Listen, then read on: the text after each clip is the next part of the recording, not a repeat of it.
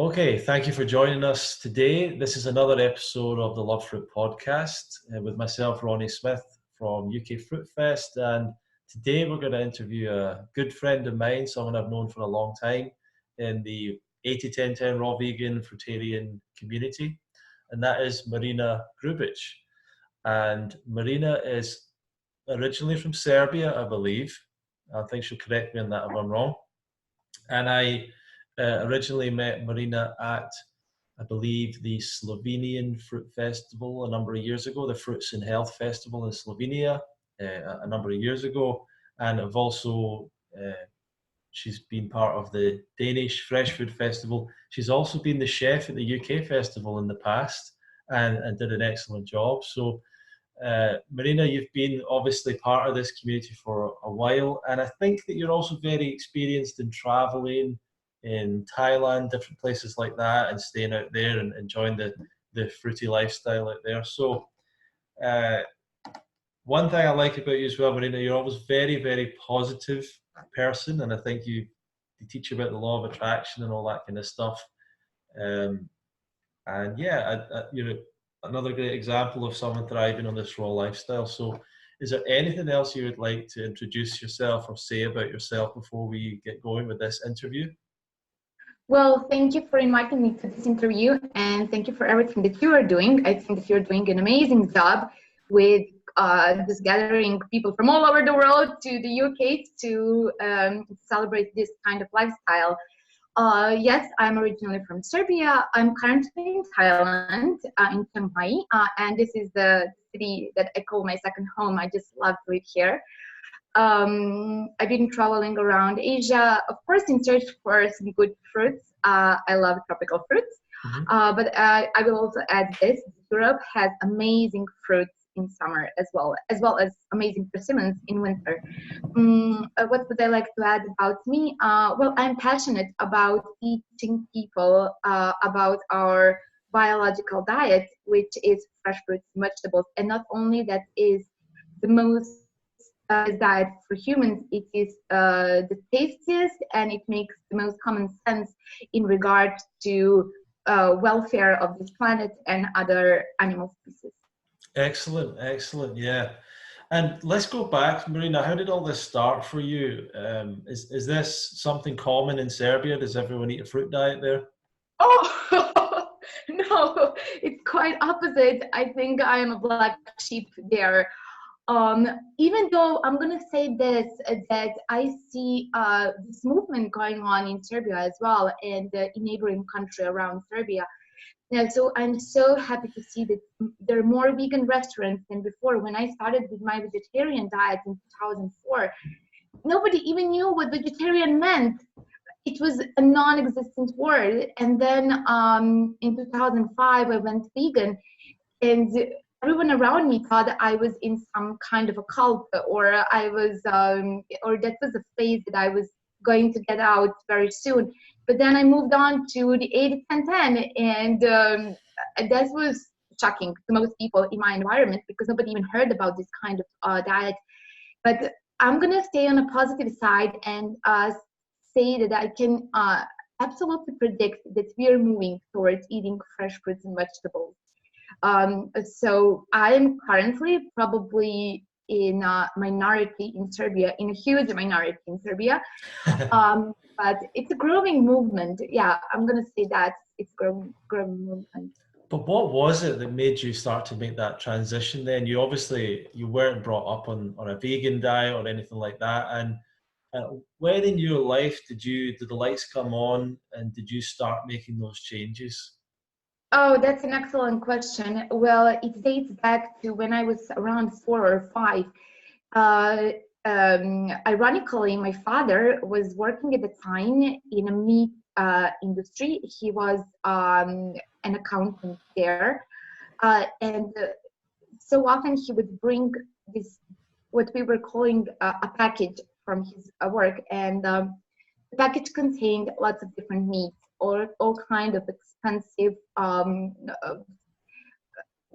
like very fancy meats that Yeah. the employers, a horrible industry would get to their families. And my brother and I, at the time, I remember that we would celebrate each and every time that our father brought what we called a package. Yeah. And then we would just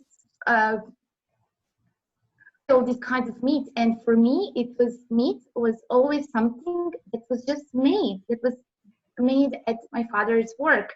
Mm-hmm. And then I had a bunny pet. And one day, and I loved it with all of my heart. And one day, our parents told my brother and I to go to our room and not to go out to the backyard for the whole evening, which was strange because we would normally be outside in the backyard during summers. So we were in our room, and my brother asked me, "Are you brave enough to go to the backyard and see what our parents are doing there?" And I said, "Of course I am." So I ran out, and first I was just facing the neighboring house, and I saw nothing strange.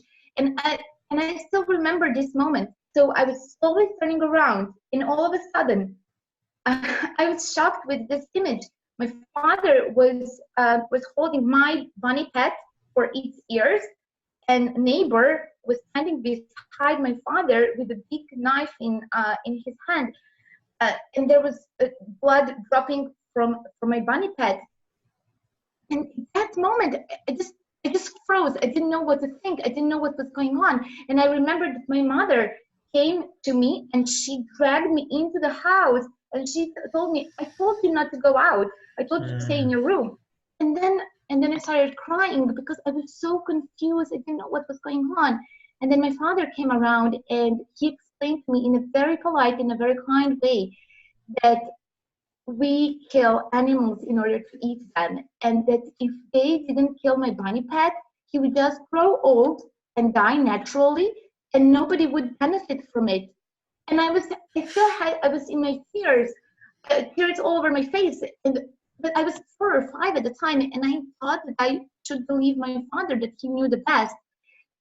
And I hate to say this, but the next day we had my bunny pet for lunch, and I was eating that, but there was something so wrong with that picture. Yeah.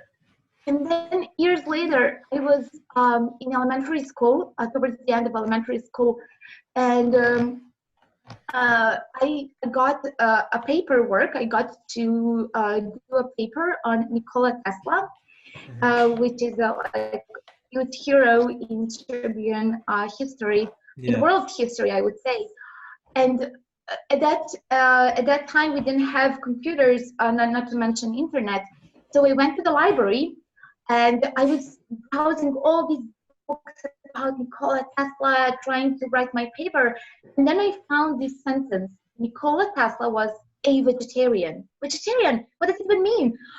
Nobody even used that word where I grew up.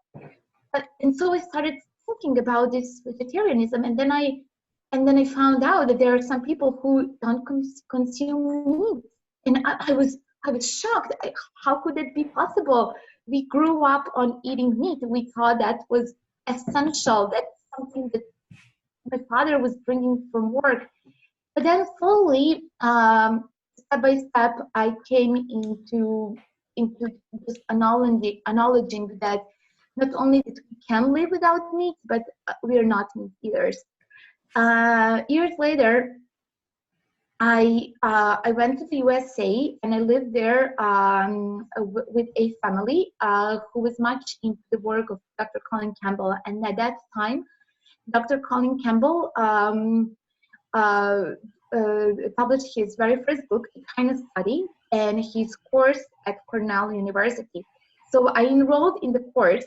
I was already vegan, but I didn't know anything about the science behind it. I just knew it was right to do. I went vegetarian in 2004, vegan in 2005, and then in 2012 I went 80-10. I never looked back. I love it. Anyway, I finished this plant-based course by Dr. Colin Campbell and his colleagues. And that really gave me some very valuable scientific background with which I could argument my choices. And then after that, I came across the book The 80-10-10 Diet by Dr. Douglas Graham, and as being translator by profession, I translated the book into Serbian, and we published it in Serbian in Serbia. And I'm so happy and proud to have that book published and open people's eyes about natural diet. But I'll say also this: while I was on a vegan diet for 8 years, so I had been on a vegan diet for 8 years before I went the 80-10-10 style, and I ate a lot of grains. I thought that we were grain eaters, and they never digested for me properly. I ate huge amounts of grains, and I just had this stomach pain that they would give me, and then when I gave up on grains and legumes, and in fact all cooked foods, I feel so much better. And there's so much nonsense in on the internet and in this non-official world of nutrition and diet. What is healthy, what is not.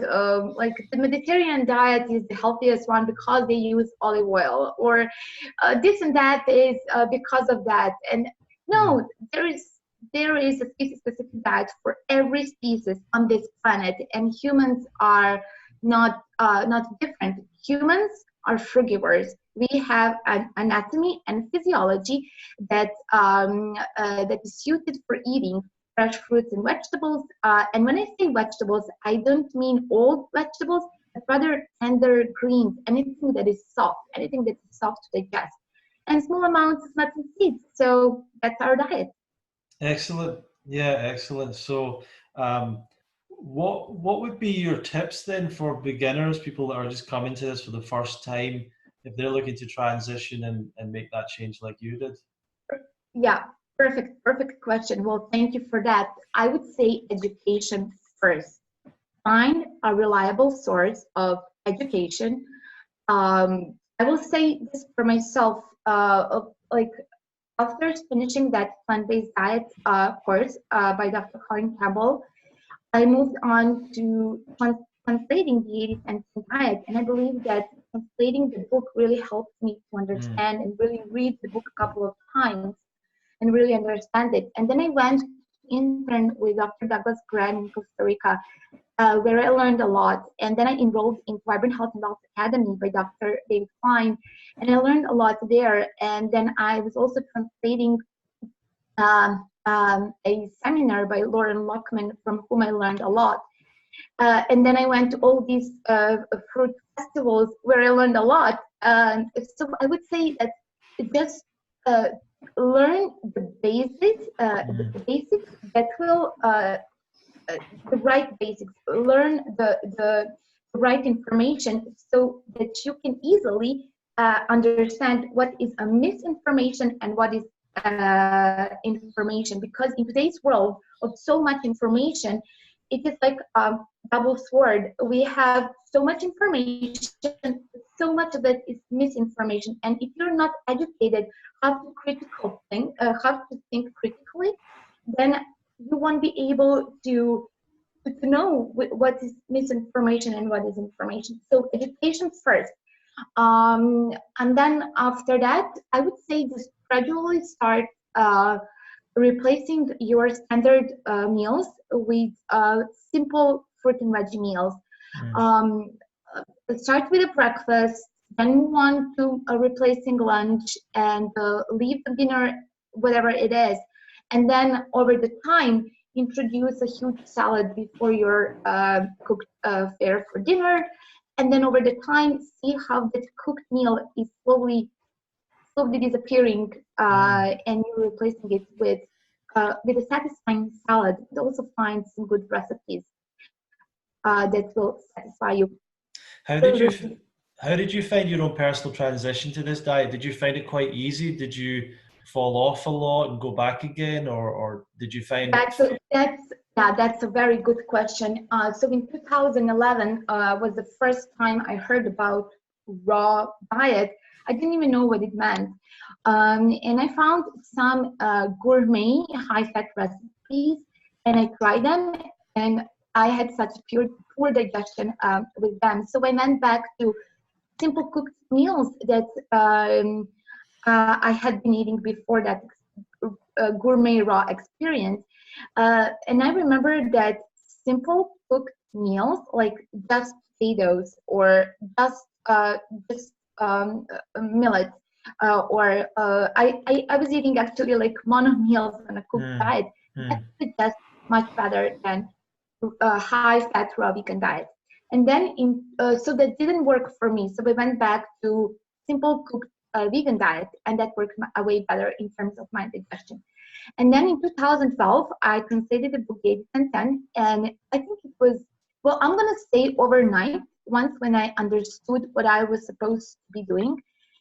But before that overnight transition, I had like maybe 2 months when I was constantly craving something heavier. I would eat a mono meal of fruit, and I would still crave something heavier, something to just numb me. And I will say also this, that I remember in my past, I did have a phase when I was numbing myself, my feelings with food. Somebody uses alcohol, somebody uses tobacco, somebody uses drugs. I use drug called food. And so I really had to go over that phase and try not to be dependent on that heavy feeling after a meal that just numbs you. But also I had to find the right recipes, and I came up with recipes that are still satisfying for me, and good quality fruit. Even now, sometimes it happens that I don't get good quality fruit, and it's okay. I'm still on a raw diet, but it's not best like meal experience. And then on another day, I get the best quality fruit. Oh, it's like it's the best meal ever. So good quality fruit, satisfying recipes. When you crave something that is not just a mono meal of fruit, and find some recipe that is really satisfying, like vegetable-based recipe with some nuts and seeds with good dressing.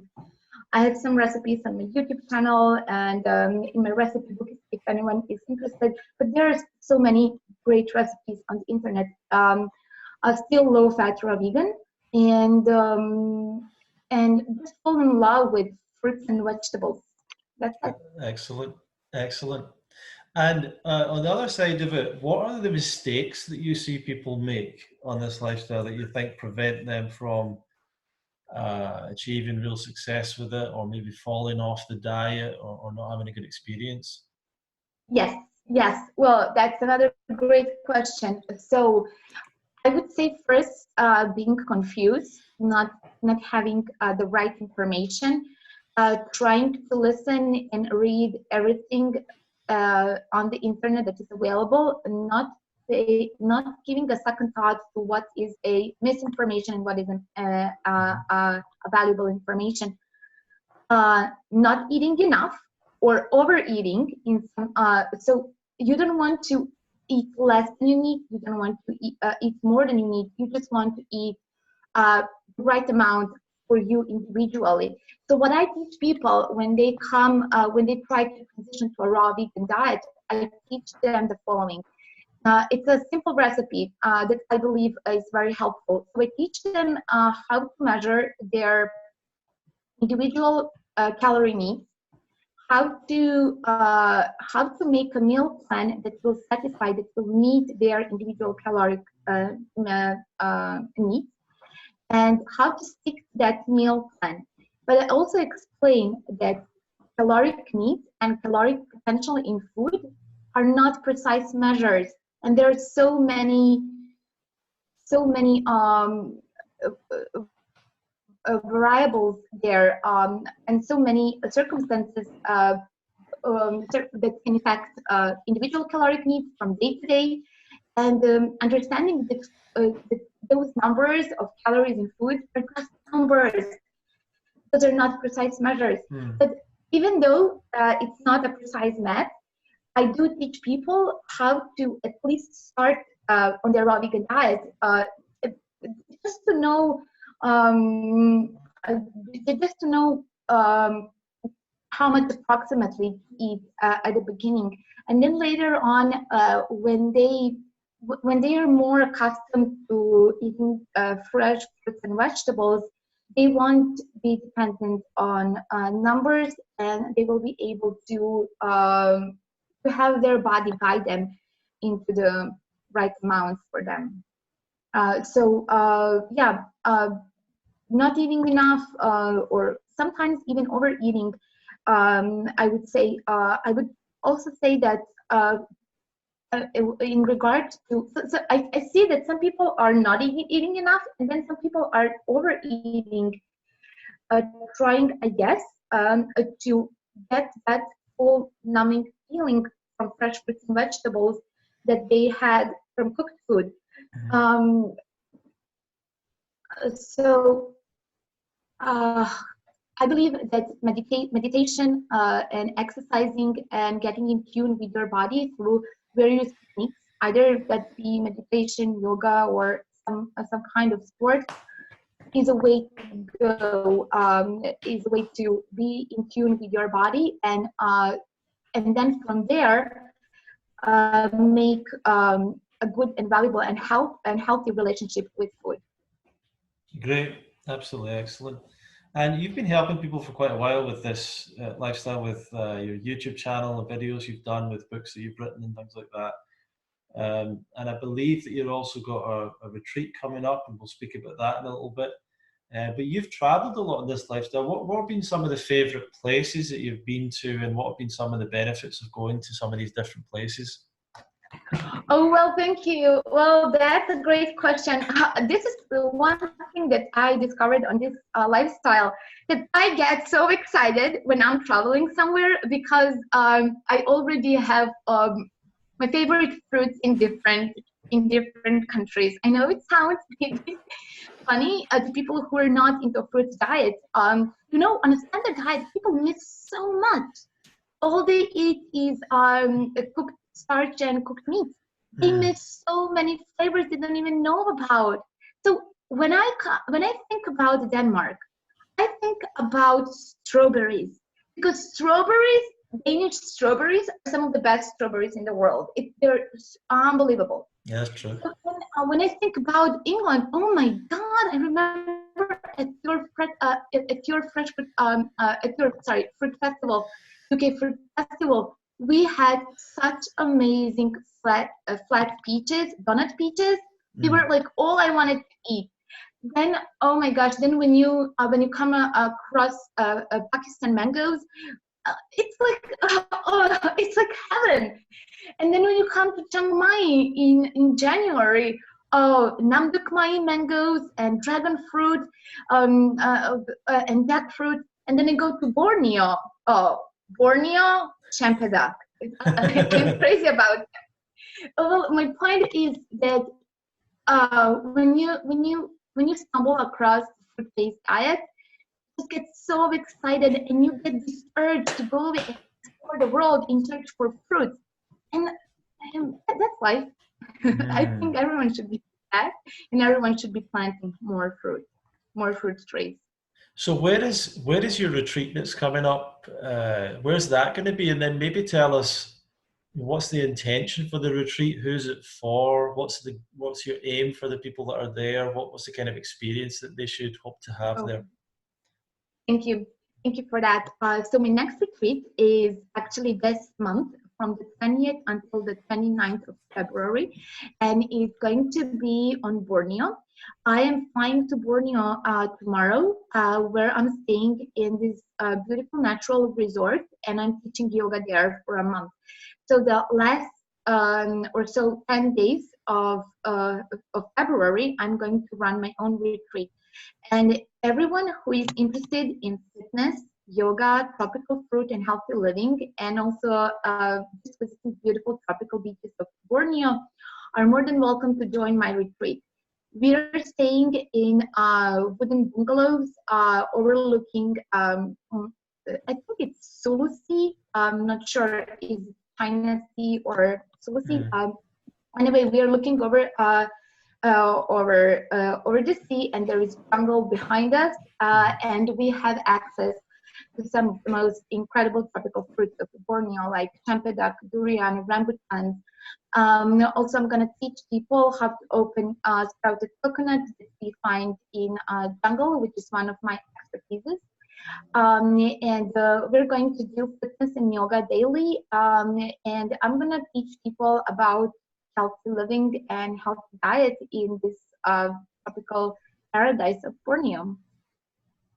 Excellent, excellent. And how would people find out more about it? Is there a place they can go to register or to learn about it? Yes, I have a link that I can post probably somewhere under this interview. It's a link on my website, and all the information is there. And of course, if anyone has any questions about my retreat, they're more than welcome to ask me through Facebook or Instagram. Yeah, so I've never been to Borneo, and that's a place that probably a lot of people haven't been. So what are the what makes it a bit different to other places? Oh, fruit.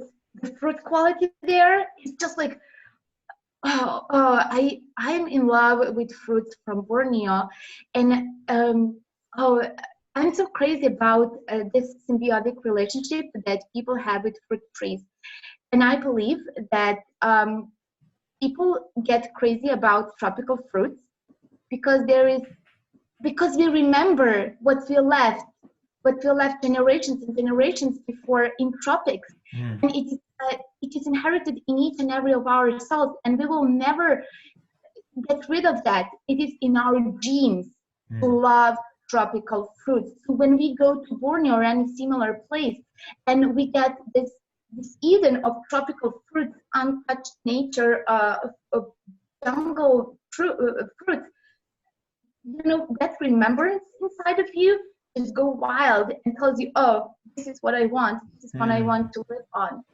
Incredible. Borneo is a beautiful place. It's still unpopulated with tourists, and still is not as it doesn't have as many like pubs, nightlife. Yeah, that sounds good. Yeah, that sounds great. That sounds really good. Yeah, it's a beautiful place. That's excellent, Marina. And I think your website is it Health Glows, or is that a different website now? That's right, healthglows.net. Healthglows.net. Healthglows, all one word.net. Okay, excellent. I really encourage people as well. Marina is an excellent host, a great teacher, a great example, of course, and I think you can definitely guarantee that if she knows where the fruit is, then it's going to be good. That's her recommendation. So that's great. I mean, you've hosted a lot of retreats in Europe as well, in Serbia. What do you think are the benefits to attending events like this in your experience, and for the people that have been in the past?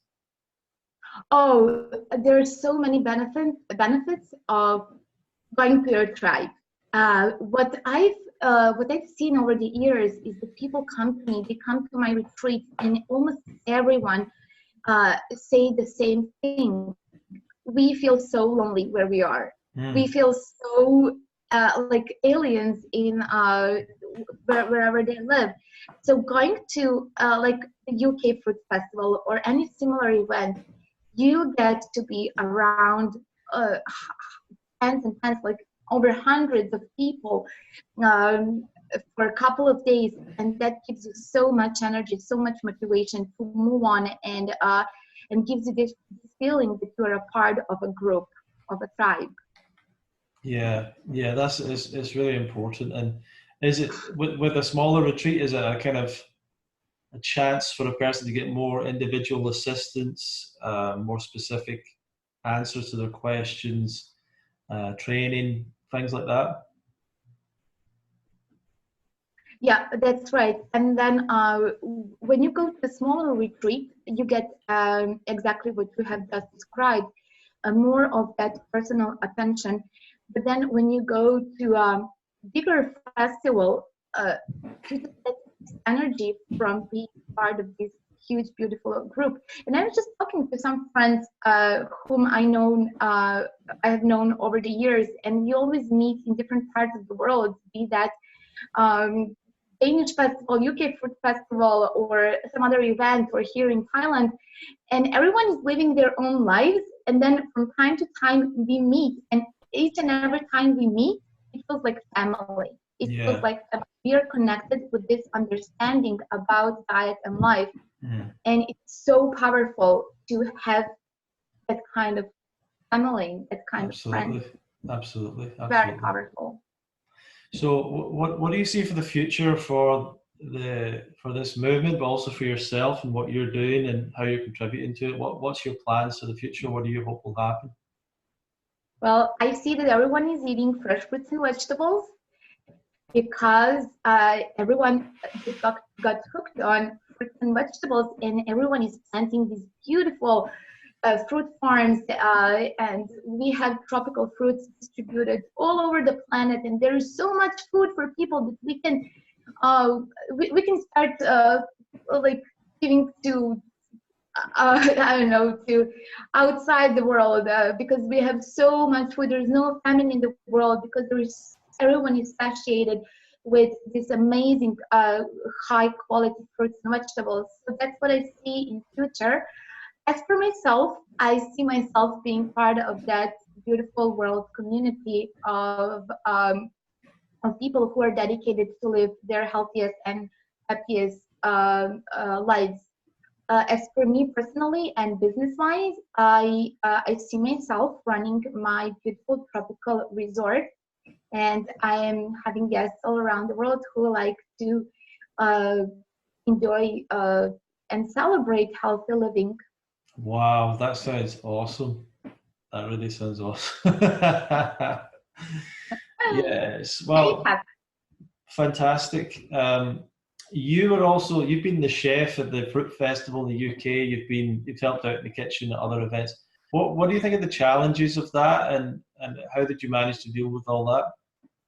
Oh, that's an excellent question. By the way, I enjoyed chefing at your event. It was a really great experience. Um, what are the challenges? Ooh, one has to be very well organized. One has to know exactly what they want to prepare and be very specific. And in order to be very efficient in the workflow. So if you are specific and you know what you want, you can immediately give definite instructions to your helpers in the kitchen. If the chef is not well organized, and if the chef doesn't really know what recipe they want to make, they cannot give definite instructions to their helpers, and they don't know what to do. So one has to be well organized, one has to know what they want to make, one has to be ready that there are people with different preferences in food.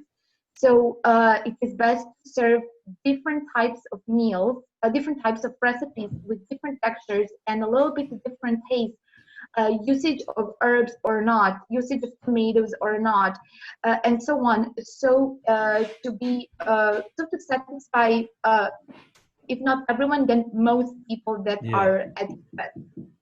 So those are some the most basis. Well, excellent. And I've always known that you're always very organized with what you're doing. You're always working very hard on it. It's good to see that. And everyone, I just want to say, if you're interested in learning more about Marina, go to healthglows.net and check out our YouTube videos as well, Health Glows.